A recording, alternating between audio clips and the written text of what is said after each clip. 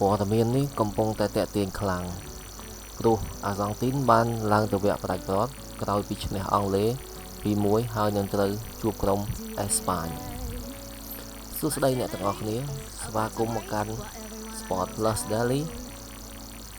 ថ្ងៃនេះដែរយើងនឹងនិយាយអំពីការប្រកួតដែលអ្នកគាំទ្របាល់ទាត់ទូទាំងពិភពលោកកំពុងរង់ចាំនោះគឺការប្រកួតរវាងអាសង់ទីនតទល់ទៅនឹងក្រុមអេស្ប៉ាញក្នុងវគ្គផ្ដាច់ព្រ័ត្រ FIFA World Cup 2026 អូខេបន្ទាប់ពីការប្រកួតដ៏អស្ចារ្យជាមួយអង់គ្លេសអាសង់ទីនបានត្រឡប់មកវិញជាមួយជ័យជំនះ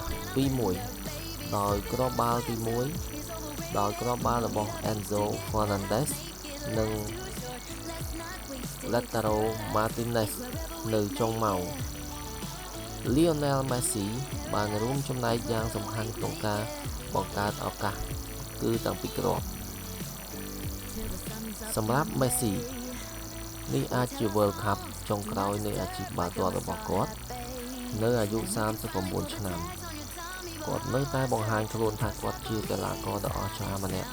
ក្នុងប្រវត្តិសាស្ត្របាល់ទាត់ប៉ុន្តែគូប្រជែងរបស់គាត់លើកនេះគឺអេស្ប៉ាញ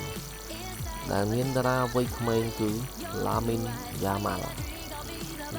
ត្រូវបានមនុស្សជាច្រើនចាត់ទុកជាអនាគតរបស់បាល់ទាត់ពិភពលោកអ្វីដែលគួរឲ្យចាប់អារម្មណ៍ជាងនេះទៅទៀតគឺ Messi និង Yamal មានទំនាក់ទំនងពិសេសមួយគឺតាំងពីឆ្នាំ2007នៅពេលដែល Messi បានជួប Yamal កាល Yamal នៅជាទារករូបនេះបានក្លាយជារឿងដ៏ល្បីលើពិភពលោកហើយឥឡូវនេះពួកគេនឹងជួបគ្នានៅលើឆាកដ៏ធំបំផុតនៃពិភពបាល់ទាត់តើអ្នកណានឹងឈ្នះអាសង់ទីនមានខ្សែប្រយុទ្ធដ៏គ្រោះថ្នាក់និងជាក្រុមដែលរកគ្រាប់បាល់បានច្រើនជាងគេក្នុងការប្រកួតនេះចំណែកអេស្ប៉ាញមានប្រព័ន្ធការពារដ៏រឹងមាំនិងបានបង្ហាញទម្រង់លេងដ៏ល្អឥតខ្ចោះពេញការប្រកួត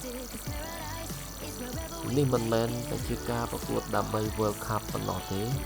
ប៉ុន្តែជាការប្រកួតរវាងជំនាន់ចាស់និងជំនាន់ថ្មី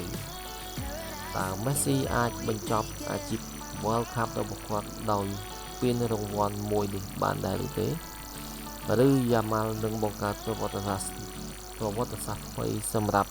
អេស្ប៉ាញសូមបញ្ចេញមតិរបស់អ្នកនៅខាងក្រោមថាតើអ្នកគាំទ្រក្រុមមួយណាកុំភ្លេចចុច like subscribe ដើម្បីទទួលបានព័ត៌មានថ្មីៗជារៀងរាល់ថ្ងៃពី Sport Plus Daily សូមអរគុណ